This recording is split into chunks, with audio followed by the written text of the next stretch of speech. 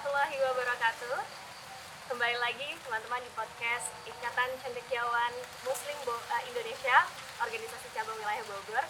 Kali ini podcast kita cukup spesial, dan saya juga senang sekali karena bisa menemani narasumber hari ini untuk tanya-tanya lebih dalam mengenai pengolahan sumber daya alam.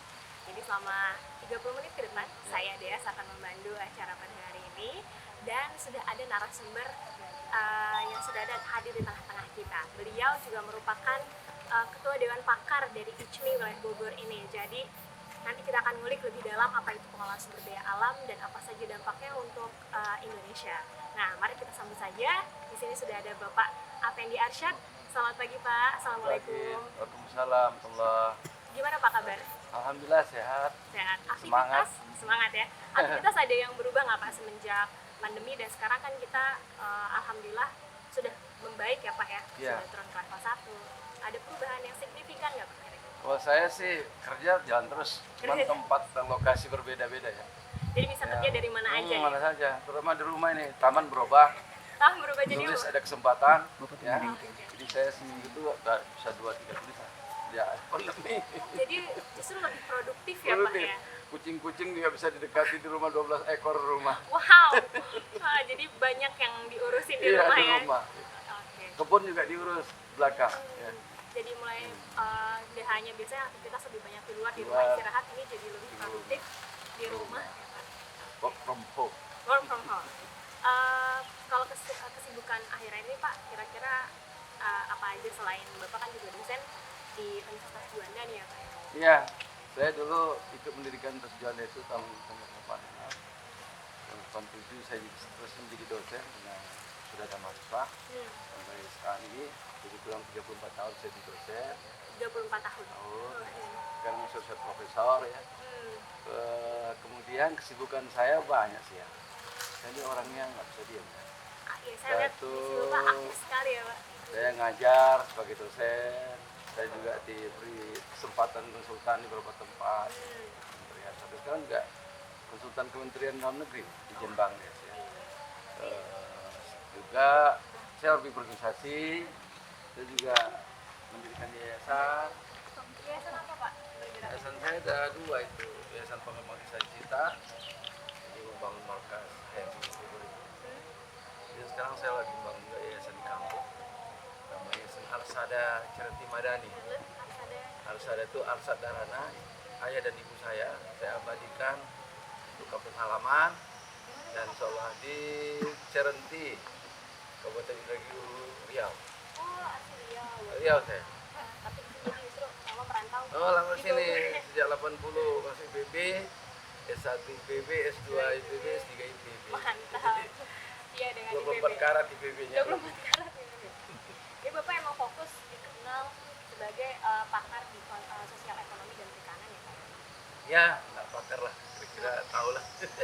Iya nih ya, kalau kita cari di Google mungkin keluarnya akan seputaran pengolahan sumber daya alam dan lingkungan ya Pak. Nah, kalau udah ngobrol terkait pengolahan sumber daya alam dan jasa lingkungan, mungkin sebagian orang masih banyak yang belum tahu nih Pak. Sebenarnya apa sih pengolahan sumber daya alam? Apakah hanya mengelola hutan jadi sesuatu yang bisa digunakan, atau ternyata definisinya lebih luas daripada itu?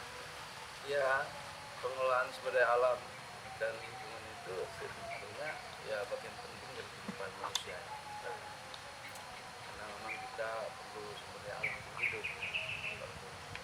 Sumber daya alam itu ya yang ada di muka bumi dan bawah bumi ini banyak jenisnya. Orang membagi, ada sumber daya yang bisa pulih, sumber daya hayati ya. Ada juga sumber daya alam yang tidak pulih, non hayati, misalnya migas ya. Kalau hutan, ikan, karena itu yang pulih kan. Nah, jadi agriculture ya sebenarnya pulih kan. Kita bukan bergerak di bidang lapangan ya, renewable ya. Itulah kebutuhan manusia. Ya.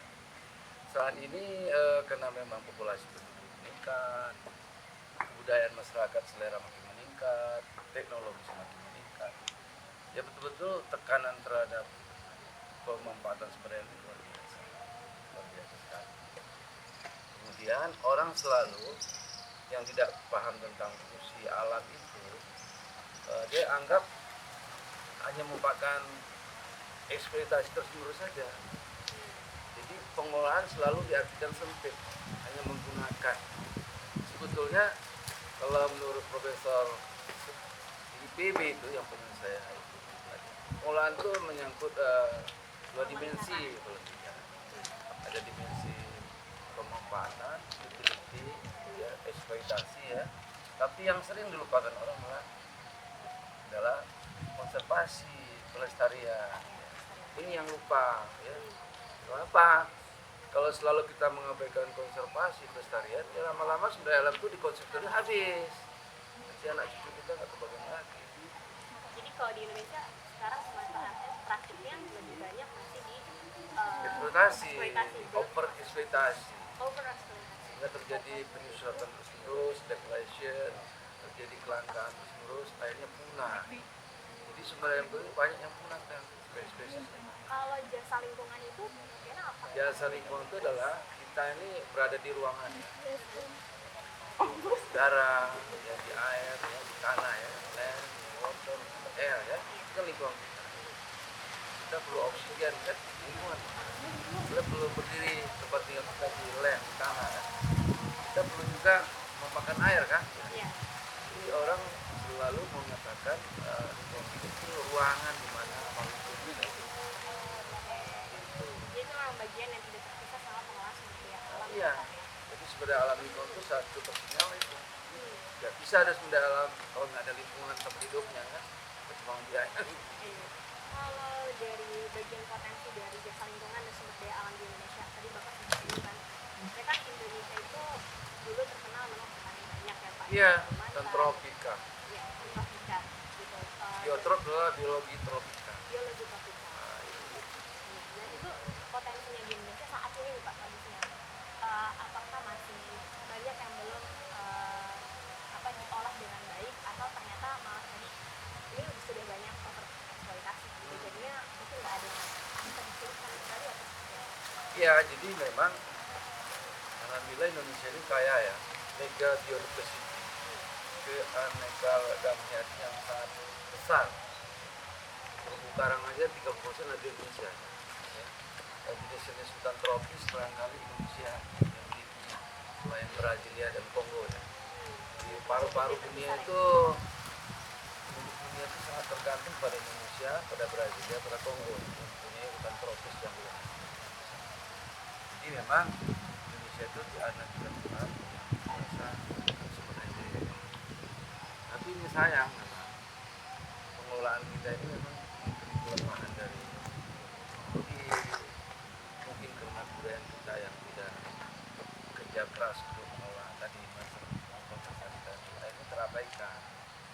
Jadi sumber daya alam yang kaya itu belum menjadi sumber kemakmuran bersama. Karena kan Undang-Undang 45 pasal 37 kan di para pendiri negara kan sudah bilang bumi dan air ya yang terkandung dalamnya adalah untuk kemakmuran bersama kan sebesar-besarnya gitu kan. Nah, tapi saat ini yang terjadi adalah pengelolaannya itu sudah merusak lingkungan, mencemari, membuat kepunahan sumber daya, ya, dibakar, ya, diberi racun dan sebagainya, umpama. Sangat abai dengan upaya pelestarian, ya. Sehingga hari ke hari kita melalui kelangkaan dan kepunahan sumber daya. Ini tentu tidak bisa diterus-terus dibiarkan begini. Kalau begitu, kita harus sadar bahwa alam ini kan ada yang bisa dipulihkan, ya. Kalau yang tidak pulih, unrenewable natural resources itu dihemat manfaatnya. Kemudian kalau digunakan juga tidak boleh memberikan pencemaran lingkungan, harus diolah, ada water treatment, ada instalasi olah limbah sebagainya kan. Kemudian kalau yang pulih ya dibudidayakan, konservasi seperti biotrop ini kan, untuk plasma nutpa atau apa. Nah, ini jadi genetik yang ada di alam ini jangan sampai hilang, harus dikonservasi. Apa tantangan paling besar yang sekarang Pak bisa dihadapi dengan Tantangan paling besar adalah culture, mindset, kebudayaan manusia yang serakah itu, dari greedy itu. Kemudian yang kebodohannya, dia nggak mengerti sumber daya alam itu adalah life supporting system, ya, pendukung kehidupan ini. Ya. Kemudian sumber daya alam itu juga bagaimana dia memiliki daya asimilasi untuk limbah itu diasimilasi oleh lingkungan ya. Juga yang paling penting adalah jasa-jasa lingkungan untuk amenities, keindahan alam ya. Kita memiliki udara segar ya, kemudian iklim-iklim yang enak, pemandangan yang enak, itu kan jasa-jasa lingkungan. Itu namanya public good, barang sumber daya alam yang murah meriah dimanapun kita dapat. Betul. Saat ini kita menikmati udara segar, oksigen di biotop ya, kita nggak bayar kita. Tapi kalau ada orang mencemari kan itu jahat orangnya. Ya. Jadi hutan kita menikmati sumber daya yang macam-macam. Sekarang dibakar, hilang, kan hilanglah sumber kemakmuran kita, kesejahteraan kita. Jadi kalau misalkan intervensi yang bisa dilakukan untuk mengubah. Ya, jadi berpikir saat ini budaya kita antroposentrisme harus dirubah menjadi ekosentrisme. Jadi kesombongan manusia, arogansi manusia ini, keserakahan manusia harus dirubah. Cara berpikir mereka kan ingin menggunakan semaksimal mungkin, memenuhi sepuas mungkin. Dia tidak paham bahwa sumber daya alam itu juga bisa dikembangbiakkan, disisakan untuk generasi selanjutnya, anak cucu kita ya, tidak boleh dihabisi hari ini kan. Oleh karena itu memang harus ada upaya manusia yang sadar alam ini bagian kehidupan kita. Ekosentrisme namanya. Jadi ada kita sehat gini tergantung pada udara segar, ya kan? Sehat kita bergizi karena ada sumber daya alam yang masih berkembang biak di bumi ini, ya kan gitu. Jadi kalau kita tidak merupakan bagian dari alam, ya loss solution lah. Alam hancur, kita juga mati. Jadi harus ada sinergi, harus ada interaksi timbal balik yang saling memperkuat. Jadi mari kita berpikir sekarang, cintailah tanaman, cintailah ternak. Seperti saya menyayangi kucingnya di rumah, seperti saya menanam pohon di pekarangan saya. Wah, Kelembang rumah saya pohonnya banyak Pak. Walaupun saya hanya 250 meter, tapi di situ spesies-spesiesnya banyak di rumah saya. Tiap hari saya nyapu, olahraga kan. Yang kedua, semut-semut, serangga datang makan, burung datang nyemplok ke pohon belimbing saya. Saya duduk di pavilion menikmati suara burung. Gak bayar saya, gak perlu beli burung di pramuka sana ya, di pramuka kasih makan. Enggak, saya free aja duduk, burung datang. Kenapa? Karena taman-taman kita bangun yang hijau, yang green itu ada makhluk lain numpang hidup kita. Itu namanya life system. Iya kan, pendukung kehidupan. Kalau pohon hilang, burung nggak ada lagi tempat tinggalnya. Jadi kita harus mencintai makhluk lainnya, burung, ternak, apapun. Itu bagian kehidupan kita. Kenapa? Dengan kucing saja kita ada memberikan hiburan kan? Karena kita sayangi, ya kan? Ada teman di rumah kan? Jadi zaman pandemi ini saya kucing nemenin saya ke rumah. Ya kan? Jadi banyak ya Pak? Baik. Jadi memang itu yang memang sulit sekarang di culture kita. Kita tuh terlalu serakah, ego. Kita adalah satu-satu dunia yang mau hidup. Yang lain tidak boleh hidup. Instant mindset ya Pak ya? Iya, mindset itu. Kalau sesuatu padahal butuh proses, kalau ini sudah tidak bisa dipulihkan ya. Ya dengan pendidikan caranya. Oh, salah satunya. Jadi pendidikan lingkungan sejak level pendidikan harus diberikan. Indonesia ini memang lemah pendidikan lingkungan. Jujur aja. Di SD masih belum masuk ya Pak? Di Jepang itu PAUD sudah diajarin ekologi. Diajarin anak ke sungai, hujan dari mana, air mana. Itu dari PAUD, balita. Di Indonesia ini SMP belum diajarin. Jadi memang saya kritik ya pendidikan kita ya. Saya tahu anak saya sekarang ini sedang concern ke situ, pendidikan anak-anak untuk lingkungan. Sekarang lagi kuliah di Kyoto di Jepang ya. Dan dapat penghargaan bahwa dia edukasi lingkungan buat anak-anak penting. Sehingga dia menciptakan permainan ekopan monopoli. Sekarang udah global. Anissa anak-anak saya itu yang Solo ya. Jadi memang kita butuh sekali. Ya. Anak-anak sejak kecil harus berpikir ekosentrisme. Buang jauh-jauh antroposentrisme. Ya.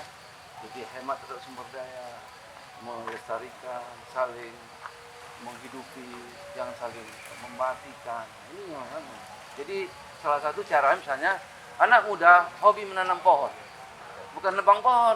Ya, kalau ada yang pohon menangis hatinya. Ada teman saya, sahabat saya, alam saya dibunuh oleh manusia. Ya.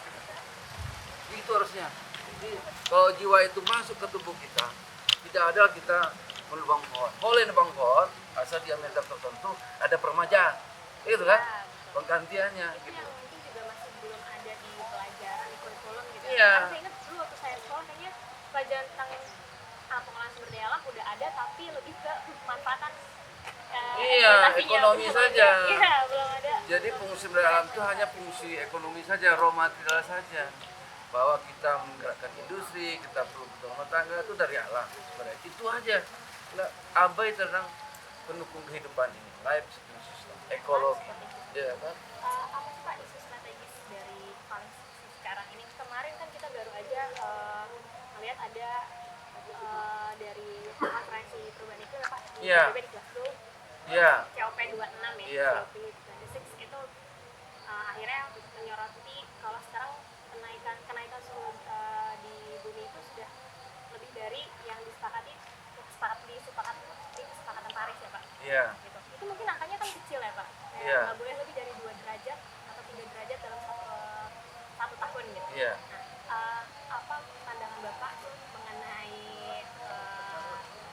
report yang dikeluarkan oleh PBB tersebut dan dampaknya mungkin yang terasa di Indonesia tuh nanti apa nih? Iya. COP26 itu di Skotlandia ya. Inggris itu ya memang untuk memperbarui komitmen dari pemimpin dunia bahwa kita memang sudah sejak berapa dasar terakhir climate change ya, perubahan iklim global ini luar biasa dampaknya. Iklim, bencana alam, dan berbagai macam bentuknya ya. Pertama meningkatnya suhu bumi ya, global warming. Ini kita bisa menjelaskan secara ekosistem mengapa ini saling terkait antara komponen-komponen yang lain kan, secara ekologi.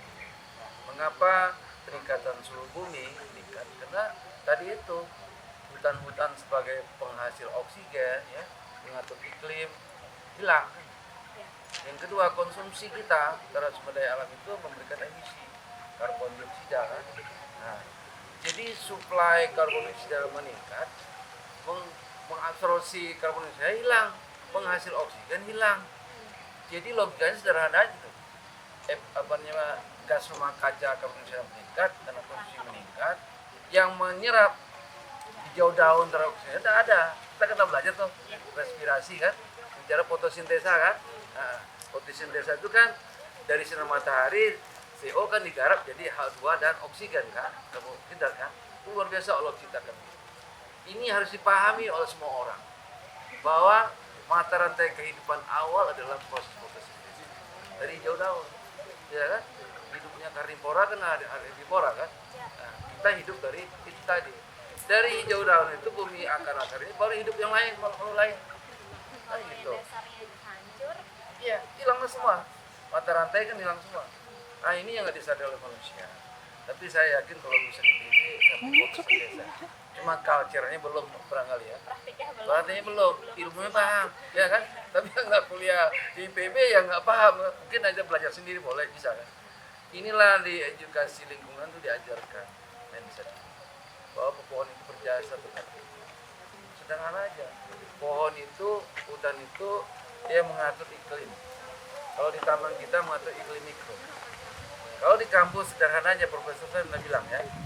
Kamu kalau ke kampus bawa mobil, taruh di dada pohonnya. Lalu seketika taruh lagi di bawah pohon. Nanti jam 12 keluar dari kelas, apa yang terjadi? Jawabannya, yang di bawah pohon adem. Di dada pohon terbuka panas. Jadi apa artinya? Itulah iklim mikro, buktinya. Iya, sekarang kamu butuh yang mana? Yang panas atau yang adem? Adem. Jadi amenitasnya Tuhan sudah menciptakan pohon-pohon itu berjasa terhadap manusia tanpa bayar kan? Ya. Sekarang ditebangin pohon itu, diganti betonisasi, diganti tembok, man-made kan? Jadi memang ini nih cara berpikir yang keliru kan? Saya ini kadang-kadang marah-marah sama keluarga saya. Saya 5 tahun pernah ke RT. Jadi saya bilang, lingkungan kita ini tolong deh pohon ada di depan rumah ya. Lalu jangan konbok ya. Jangan betonisasi, di serapan air nggak ada ya. Depan rumah ada lubang, air tertimbun sehingga sumurnya mengalir terus, air tetap lestari kan. Tidak drop langsung ke Jakarta kan gitu. Udah saya jelasin itu. Saya tahu warga saya lama-lama habis pohon-pohon. Katanya kamar anak saya nggak ada Pak. Lalu ruangan tamu Pak.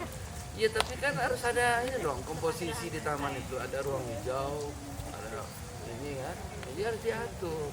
Bangunan juga harus seperti ini kan, komplok resapan air. Biasanya kalau alasannya akhirnya jadi beton itu supaya nggak perbaikan lagi Iya, mungkin ya itu yang keliru cara berpikirnya. Jadi komplok itu resapan air terjadi kan, Iya.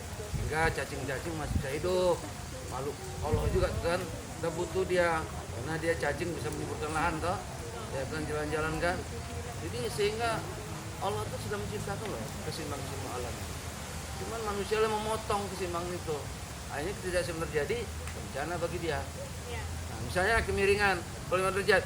Sejak dulu Belanda itu udah melarang menebang pohon. Sekarang diganti beton pila gitu. Ya makanya kita banjir bandang ada terus karena uplandnya ada rusak ekosistemnya. Nah, Ya. itu Pak, salah satu saya kan kemarin sempat baca buku yang bestseller mungkin di New York ya, Bumi yang Tidak Dapat Lagi Dihuni gitu. Di situ Iya.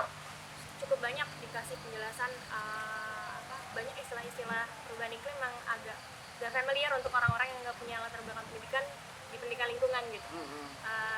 Sebenarnya dikatakan ternyata udah banyak kerusakan, cuman masyarakat tuh nggak sadar gitu. Nah sebenarnya kalau yang terjadi di Indonesia nih Pak, yang real sekarang kita hadapi gitu, apakah perubahan musim yang akhirnya kok sekarang jadi sering hujan ya gitu, atau banjir jadi sering nggak cuma 1 atau 2 kali lagi gitu dalam day itu apakah salah satu dari wujud perubahan iklim? Iya betul.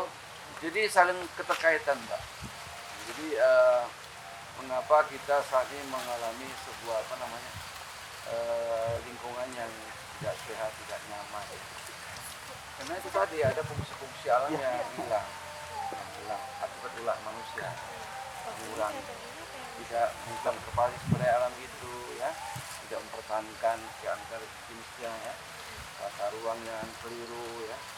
Jadi memang ini harus kita rasakan sehingga hari ini kita mengalami situasi karena banyaknya pencemaran dari usaha-usaha ekonomi yang tidak terkendali, ya, tidak green corporate misalnya, ya. Juga pola konsumsi kita yang juga berlebihan, ya. Juga kita tidak mengelola sumber daya sampah itu menjadi sesuatu yang berguna lagi, ya, jadi kompos, jadi apa, dibuang aja ke alam. Jadi memang ini terkait pada pola budaya kita, perilaku kita, sikap kita, ya, cara memandang kita tentang sumber daya alam ini dan semua. Jadi sebenarnya sederhana aja sih, ya. Jadi pertama, kalau kita mengkonsumsi yang sesuai kebutuhan kita, tidak berlebihan, itu kan bisa ada sisa stok, ya. Kita berlebihan kan terjadi pengurangan pada alam. Yang kedua, kita juga harus sadar bahwa kalau kita memberikan limbah ke lingkungan itu diolah, ya, Nggak bisa dilepaskan gitu aja. nggak bisa, karena lingkungan itu punya daya dukung, kapasitas. Jadi kalau berlebihan kita buang ke sungai, ke air, ke lingkungan, dia bau. Nanti ada penghancuran limbah-limbah itu menjadi bau, pollution, ya. Bisa melewati ambang batas. Iya, ambang batas.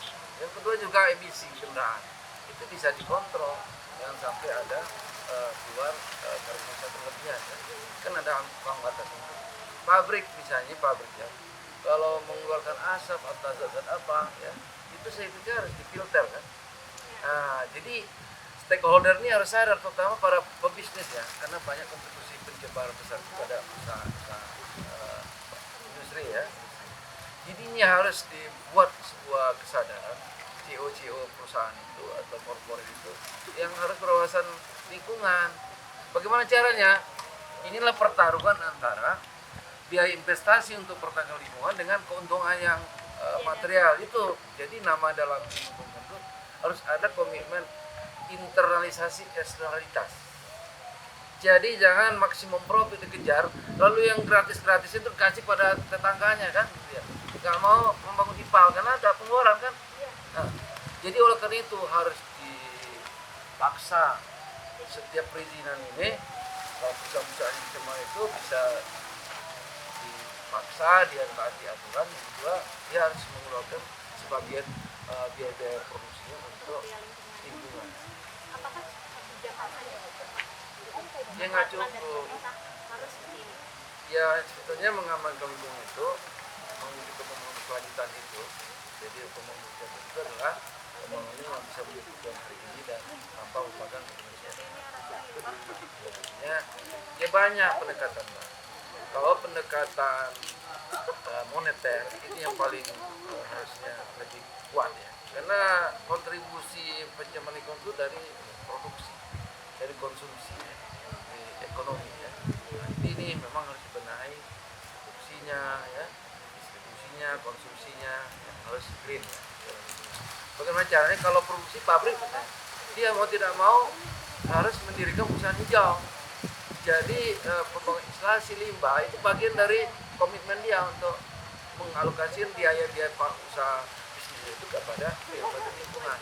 Satu kesadaran itu. Nah, kedua adalah pemerintah atau harus memaksa, karena udah ada undang-undang lingkungan hidup, undang-undang ya, udah ada dipaksa mereka. Kalau dia bandel ya dihukum aja. Jadi penegakan hukum harus law enforcement harus ya. Kalau dia mencemari lingkungan sengaja, hukum pidana. Ya. Kalau memang ini ya perdata bisa kompensasi untuk memiliki lagi yang mencemari. Agar neighbornya, tetangga atau stakeholder yang ada di situ tidak dirugikan. Dan juga masyarakat harus sadar juga, selain dia punya hak situ, kalau ada cemari bisa nuntut ya. Nah, ini Pak, dari konsumsinya nih, apa hal yang paling bisa kita bangkitkan semuanya kalau ternyata yang saya lakukan itu memberikan efek yang tidak baik kepada bisnis. Tapi kesadaran itu kan, oh iya saya tahu ini yang merusak, tapi ya udah deh gitu, nggak nyampe ke behaviornya gitu. Ya cuma itulah. nyampe di knowledge lalu udah. Jadi pendekatan manusia itu ada pendekatan culture itu melalui pendidikan. Yang melakukan pendidikan sejak usia balita sampai dewasa. Ya, jadi ilmu lingkungan itu diajarkan, fungsi alam itu apa, manfaatnya apa. Kalau nggak mengalami risikonya apa. Ini mindsetnya ngerti. Sekarang banyak mindset kita ngerti. Misalnya gini, pejabat dia kadang nggak ngerti dia. Kenapa banjir bandang yang betulin saluran ya? Harusnya kan dia upland kan? Dia kan hulunya nggak dibenahi kan? Ya, ngapa sampah? Paling dia bersihin sampah kali bersih aja. Orang yang buang sampah nggak pernah dididik, nggak pernah dibenahi. Ya. Jadi ini memang mindset kita tidak sistem melihat sesuatu parsial. Iya, jadi iya sendiri parsial, bukan sistem, bukan holistik cara pandangnya, parsial. Nah jadi yang kedua itu, jadi pendidikan lingkungan itu semua stakeholder, orang yang memanfaatkan sumber daya alam itu harus punya pemahaman tentang konservasi, pemahaman tentang bagaimana cara memanfaatkan ya mengeksploitasi yang hemat, yang tidak mubazir, yang tidak mencemar lingkungan. Itu ada ilmunya, ada kok, ada semua. Iya, itu edukasi, culture ya, bergeser dari antroposentrisme ke arah ekotrisme. Kedua struktural regulasi, policy, penegakan hukum, law enforcement. Ini harus pihak-pihak yang berwenang harus preventif, jangan kuratif. Udah tercemar baru dia ambil tindakan. Iya, harus dari awal pencegahan itu, mencegahnya. Kontrol misalnya pabrik buang amber kan bisa setiap rutin kan. Ya, sehingga dia tidak berbuat mencemari. Karena manusia serakah itu gini, Mbak. Saya misalnya orang serakah ya. Saya bikin pabrik, saya kan otak saya kayak yang kapitalis, bagaimana saya mau ambil untung yang besar kan? Kalau saya membuang sampah kan keluar biaya saya. Tapi nggak adilnya, dia buang ke tetangga yang menderita kan? Itu nggak adil namanya. Nah, jadi inilah empati kita ke masyarakat yang lain, kalau bukan juga namanya apa? Menciptakan, membangun pemikiran keadilan sosial ekonomi. Adil sosial bukan tentang manusia tapi juga seluruh hidup. hidup. Makanya Sustainable Development itu diartikan komitmen global ada 3 dimensi: ekologi, ekonomi, dan ekososial. Jadi ekologi itu konservasi lingkungan, jaga lingkungan yang sehat. Ekonomi, pertumbuhan ekonomi, oke, kita nggak bisa hidup tanpa ada pertumbuhan ekonomi. Kemudian ekososial, hidup bersama, jangan hidup sendiri, berbagilah, ya kan, berempati, share, kan itu. Jadi sustainability itu berlangsung keberlanjutannya. Itu jadi komitmen, cuman banyak orang nggak paham kan. Sekarang ngomong keberlanjutan di otaknya saya nggak tahu tuh tiga dimensi, ya kan? Hanya mungkin salah satu dimensinya aja Terus ekonominya. aja di artinya kan hanya ekonomi doang kan? Iya. Padahal nggak itu stability itu maknanya tiga dimensi, karena saling berkaitan ekonomi, ekologi dan ekosistem. Itulah baru ada kesinambungan kebutuhan. Contoh misalnya ekonomi tidak akan bisa bertahan lama kalau sumber daya alamnya hilang, Betul. ya kan? Ya. Konservasi juga tidak akan bertahan kalau miskin orangnya. Ya, apalah sumber daya alam kan? Kemiskinan tidak mungkin ada pertumbuhan ekonomi kan? Jadi itu saling berkaitan satu sama lain, berinteraksi timbal balik.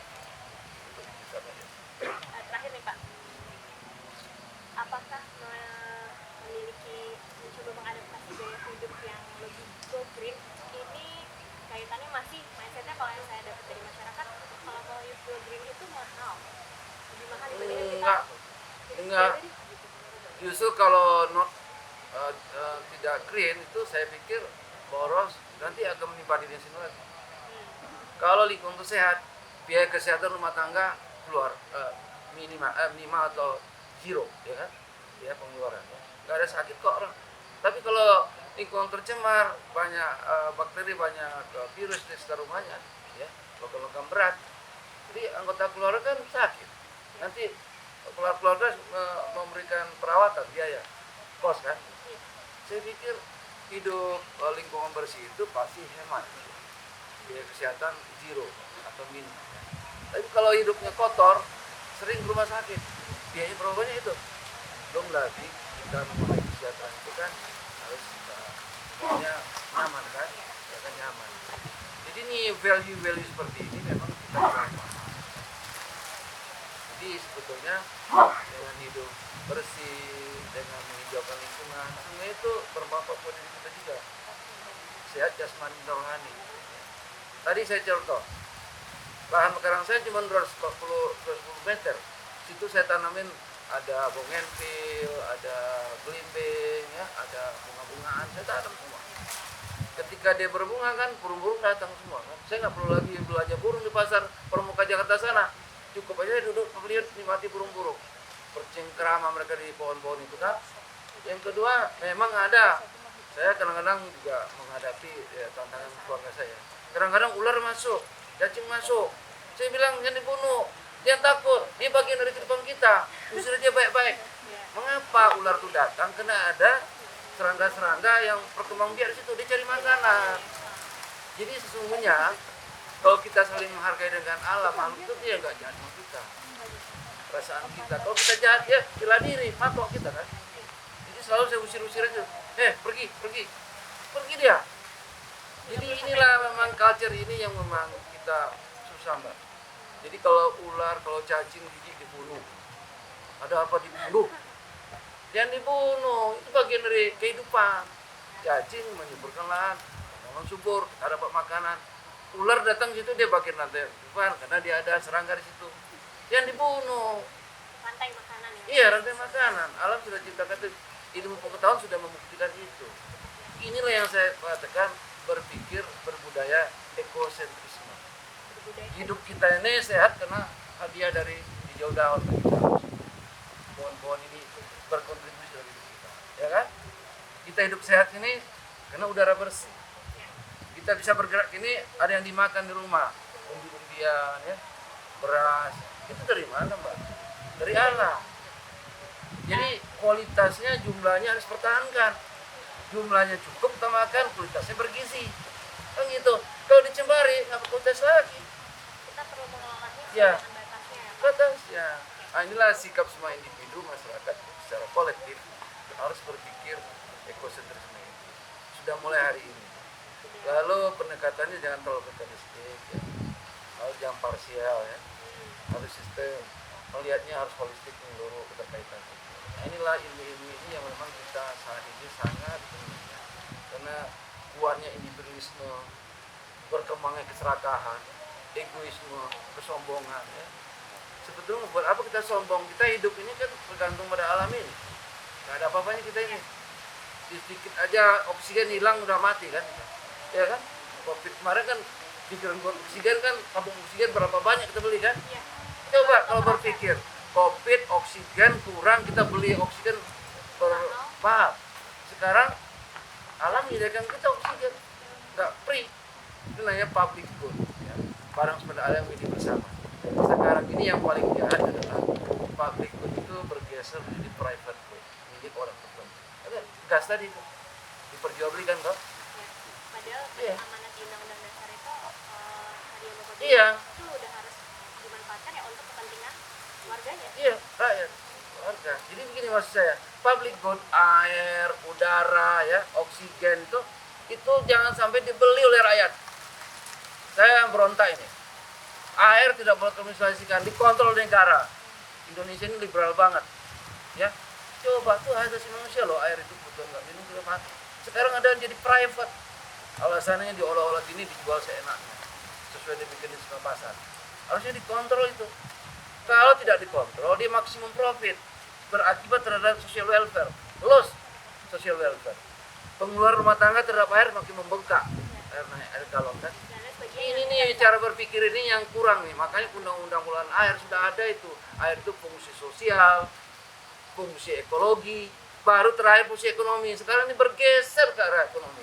Itu rusaknya negara kita. Saya ngomong sini belakang. Itu mungkin Iya. Bapak juga sebagai dewan pakar ini Iya. satu peran yang coba dipenuhi dari ikatan cendekiawan. Ya regulasi. Di Arab Saudi sumber airnya dari laut bisa gratis sampai ke rumah. Kenapa Indonesia panen air banyak ekologis kok kita beli? Ini nih regulasi nih, harus ada komitmen di situ. Nah kemudian taman-taman kota, ya, taman-taman, hutan-hutan lestari itu adalah bagian daripada kebutuhan keluarga kita untuk kita menikmati alam segar ini kan. Nah, jadi saya setuju Pak Wali Kota Bogor bagus itu diciptakan arena publik ya dengan keindahan taman. Itu sebetulnya jangan dilihat tamannya banyak, dia itu kan orang rumah tangganya jadi bagus kan, jalan-jalan pagi jadi akur sama anaknya sama ibunya, angka perceraian bisa ditekan kan gitu kan. Nah, kemudian dia bisa menikmati hiburan gratis kan gitu. Jadi sebetulnya bagus tuh visinya jelas screennya. Jadi jangan semuanya betonisasi, jangan semuanya rumah-rumah, harus ada ruang terbuka yang memang itu dibutuhkan kita.